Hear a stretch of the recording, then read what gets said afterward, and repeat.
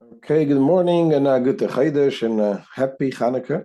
Today is Sunday, the first day of Chodesh Teves, and it is the seventh day of Hanukkah. Today we're going to learn the whole chapter 5 in Tanya. The first half is the lesson from yesterday, from Shabbos, and today's lesson. We're going to start with Tzedakah, Leila Tzedakah, Shemekarebes, Esa Geula. Make sure to do it at home. You put in tzedakah every day, then you give it to any holy cause that you find right. And so in the Tanya, chapter 5, the Alter Rebbe is going to explain the amazing bond that we create with Hashem through study of the Torah. And this is a unity with God that is unparalleled. No other thing can unite you with God the way the Torah study. And the Torah study, if you know, we see people study Torah, whether it is relevant or not. You know, you want to become a lawyer, study law, but Jews study Torah, they study subjects that may never affect them in their life, and yet we study the Torah. And the reason why, because the bond that this creates, being that the Torah is God's wisdom. God with his wisdom is one. And when you study the Torah, says the Alter Rebbe, it creates such a strong connection between you and God. So let's see inside.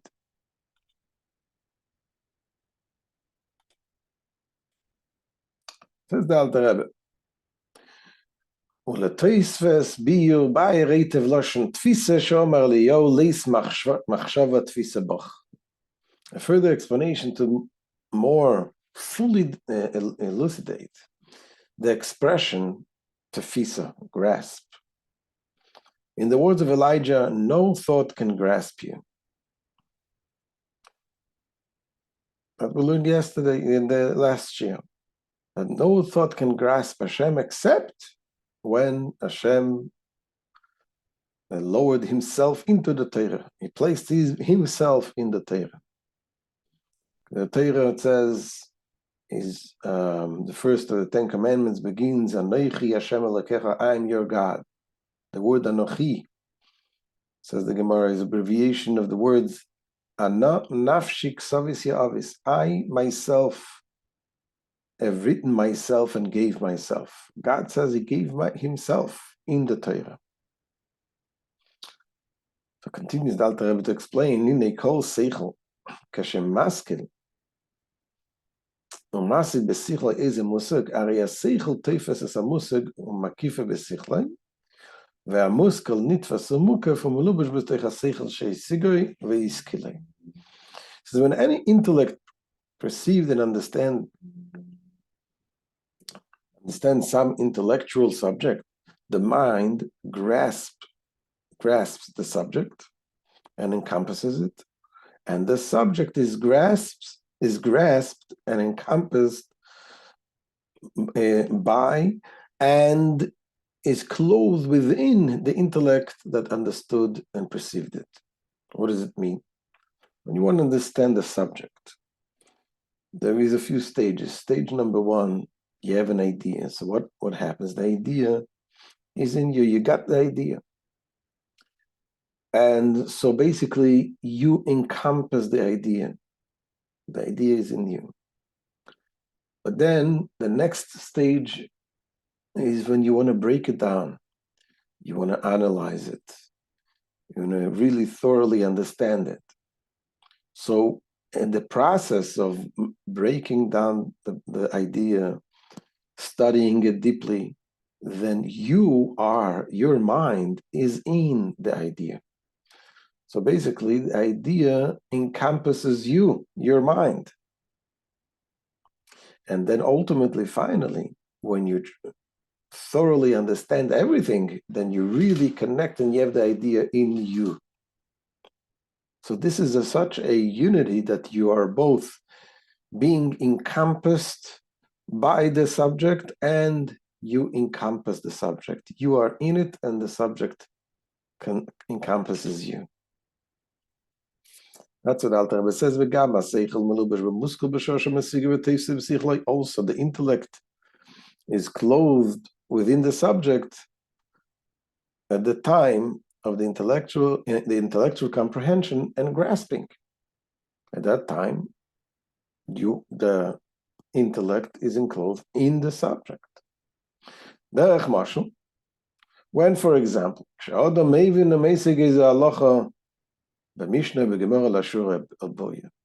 when one understands and comprehends the particular halacha in the Mishnah or the Gemara clearly and thoroughly, what happens then?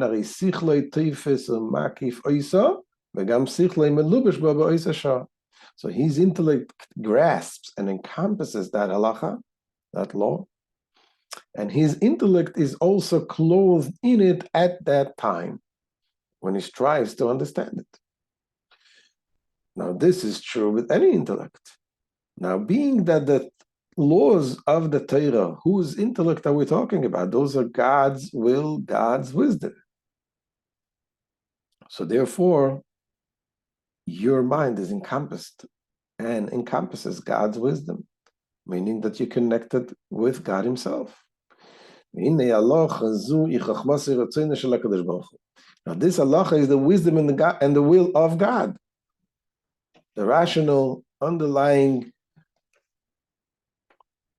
the halacha is God's wisdom. And the ruling itself is God's will, as mentioned in chapter 4. It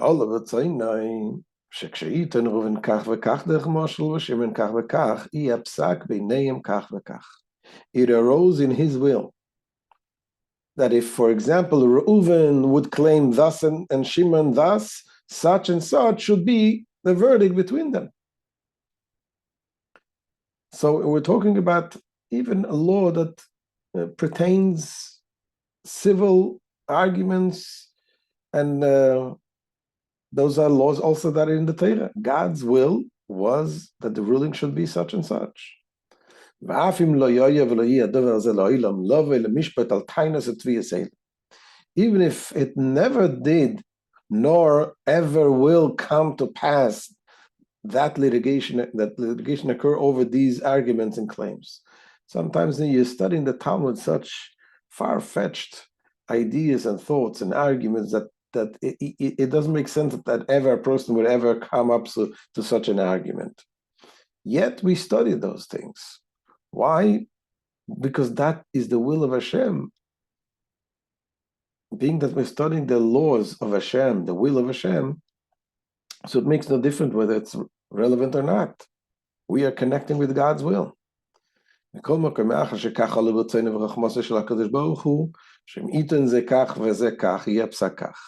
Yet since it arose thus in God's will and wisdom, that if one person should claim his way, this way, and the other person claims the other way, the verdict would be such and such.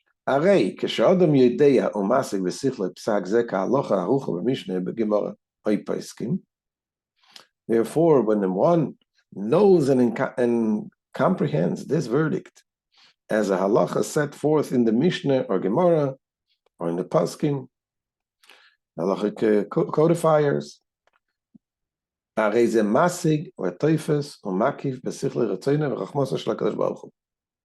he then actually comprehends and grasps the will and wisdom of God. No thought can grasp, nor can any thought grasp his will and wisdom. The only way to grasp Hashem's wisdom is except with God's will and wisdom clothe them that the way it clothes Himself in the halacha that is set before us. And his intellect is also clothed within them. And therefore, says the Alter Rebbe, this is such a wonderful unity, that you are united with God when you study the Torah.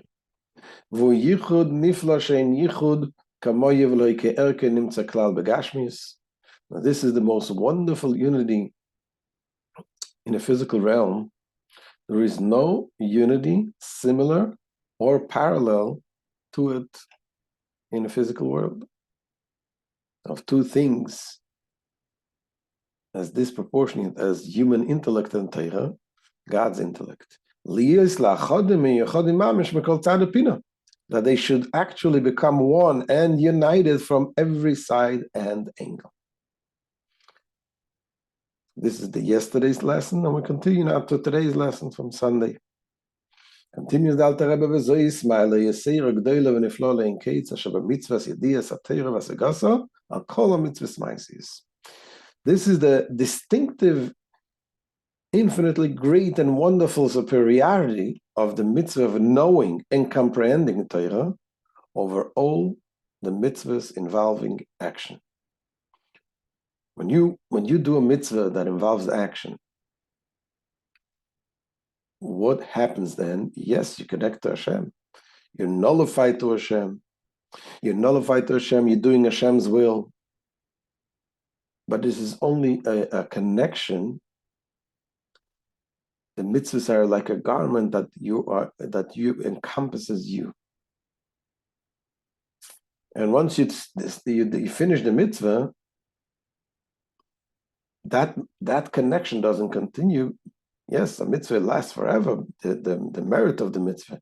But the mitzvah itself, the bond itself, is only when you do the mitzvah, and it's a connection that the mitzvah encompasses you. But when you study the Torah and knowing the Torah, once you're absorbed in you, God's wisdom, and it becomes part of your intellect, this is a unity that lasts, and it is a unity that has both ways. It is in you and it encompasses you. That's what the Alter Rebbe says. So this is the benefit, the great, wonderful benefit that you have in studying Torah over all other mitzvahs. Even when we're talking about such mitzvahs that we perform through speech. Even over the mitzvah of the oral Torah study. What does it mean? When you study Torah, you have a mitzvah. If you study the written law, even if you don't understand it, you just say the words of the Torah, is considered a mitzvah of studying Torah, because those are the words of God. When you study the written Torah. But you don't have then the benefit, if you don't understand it and comprehend this thoroughly, you don't have the benefit of having this wonderful bond that you unite with Hashem in both ways, that you encompass and being encompassed with God's wisdom. Because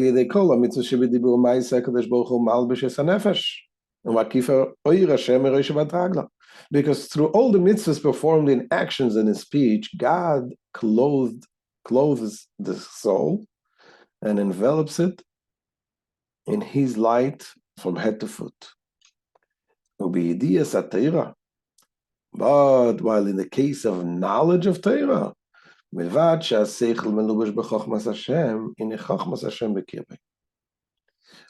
from the intellect being clothed in, enveloped by the divine wisdom is also within him, so that he envelops it.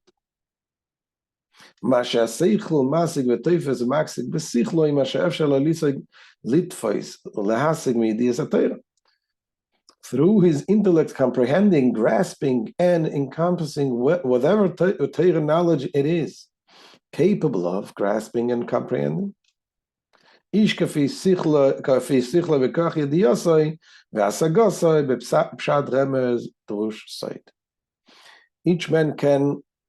man according to his intellect and his capacity for knowledge and understanding in the Pardes HaTorah.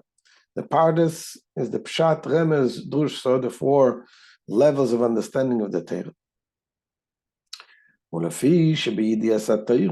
the Alter Rebbe goes on to say that because the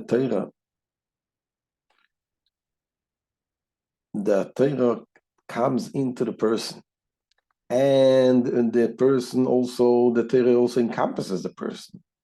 So the Torah is called both. It's called the lechem u'mazen hanefesh, the bread of the soul. when you learn, you study Torah, the Torah is called bread. It says, there's a verse, it says in Mishle, in Proverbs, it says, Im ra'ev sonacha achileu lechem. If your enemy is hungry, feed him bread. So the Gemara explains that this is talking about the Yetzer Hara, your enemy, the evil inclination. If he's hungry, if he wants to do something that he enjoys, he says, Achilei lechem, give him bread. What is the bread? This is the Torah. When your enemy is hungry, you have to feed him the Torah. The Torah brings in godliness in you. However, the Torah, just like bread, it has to be eaten in the right way. Before you eat the bread, you have to bake it. If you're going to take the dough and eat the dough, not only is it not going to accomplish what you want to accomplish, it's going to stuff up and it's going to cause some problems. Torah has to be, before you eat it, before you take the Torah in, it has to be baking. What is the baking? The baking is the feeling, the godliness of the Torah. Understanding that the Torah is a godly wisdom. When you eat this bread after being baked and understood that this is God's wisdom, it feeds you and becomes part of you, and it gives you life. That's the Alter Rebbe continues. Since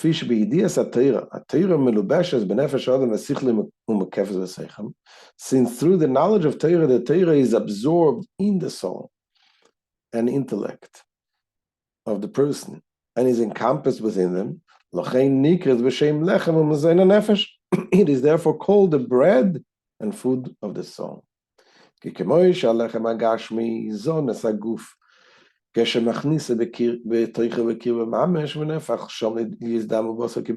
just as physical bread nourishes the body when it is ingested and absorbed within it, and when it is transformed there into blood and flesh of one's own flesh. And only then will the body live and be sustained. Same thing is with the study of the Torah.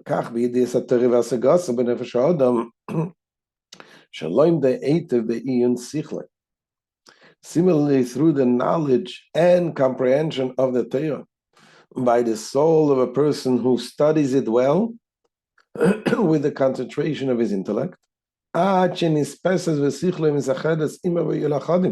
the point where the Torah is grasped by his mind and is joined with him so that they become one.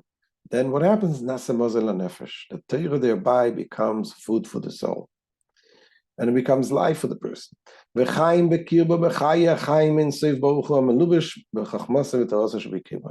becomes inner life for it from the fountainhead of life, the blessed Ein Sof, who is clothed in his wisdom and Torah that are in the soul of the Torah student.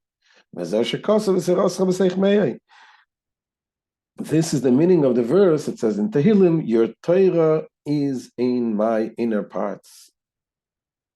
And the Torah is ingested in the person. As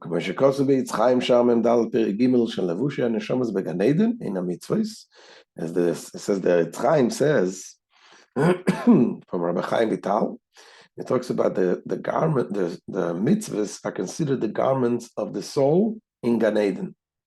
Gan Eden, Garden of Eden, in heaven. The soul is there, the soul enjoys godliness. But in order to be able to perceive the godliness without being consumed and evaporated, and the soul needs to have garments to protect. What are the garments of the soul? This is the mitzvahs.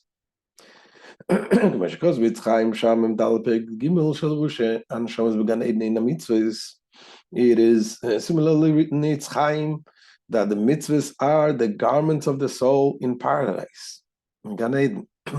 The Torah, on the other hand, is the food of the souls in paradise in Gan Eden, which had engaged in Torah study for its own sake, meaning when you study Torah for its own sake, as the Alter Rebbe is going to explain, to connect to Hashem during their life. That during the life when they study Torah on this earth, and it is similarly written in the Zohar, Vayakal, page 210, and explains what is Lishma, what has been studying Torah Lishma. The meaning of Torah study for its own sake is study with the intent of binding one's soul to God by comprehending the Torah. Each man according to the capacity of his intellect, as explained in its Chaim. Now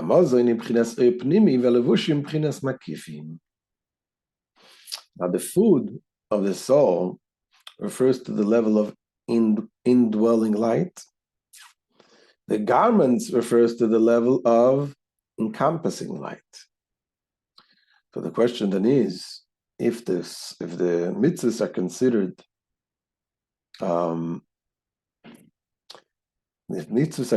the garments, encompassing light, and the Torah is the food, the indwelling light. When saying the indwelling light and encompassing light, which light is more powerful light?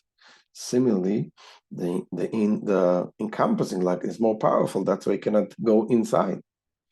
And yet we say here that the learning Torah overweighs the other mitzvahs. So the Alter Rebbe is going to explain that the Torah has both aspects, both of indwelling and encompassing.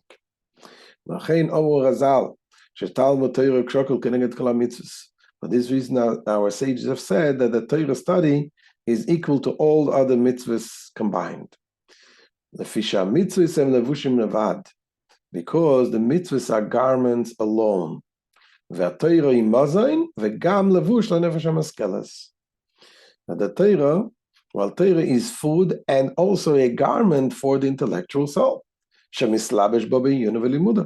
The Torah serves as a garment because one clothes himself within it by his soul's concentration on it and study of it. And especially, says the Alter Rebbe, when you study the Torah, not just by reading it, but actually verbalizing it, the speech has a very strong power that it creates an encompassing light. How much more so if one expresses the words of Torah orally, for the breath of the speech becomes a kind of encompassing light, as written in the Priyetz Chaim. So we thus see that the Torah study possesses the quality of both food and garment. It is thus superior to the other mitzvahs, which are garments alone. So this is the end of today's shir, the end of chapter 5, where the Alter Rebbe explains the amazing power of the study of the Torah. And this is basically concluding that part of Alter Rebbe explaining how the godly soul works, and through both the faculties of the soul, the intellect and the emotions, and using all three garments of the soul, the thought, speech, and action, to connect to the Torah and the mitzvahs, to connect to Hashem.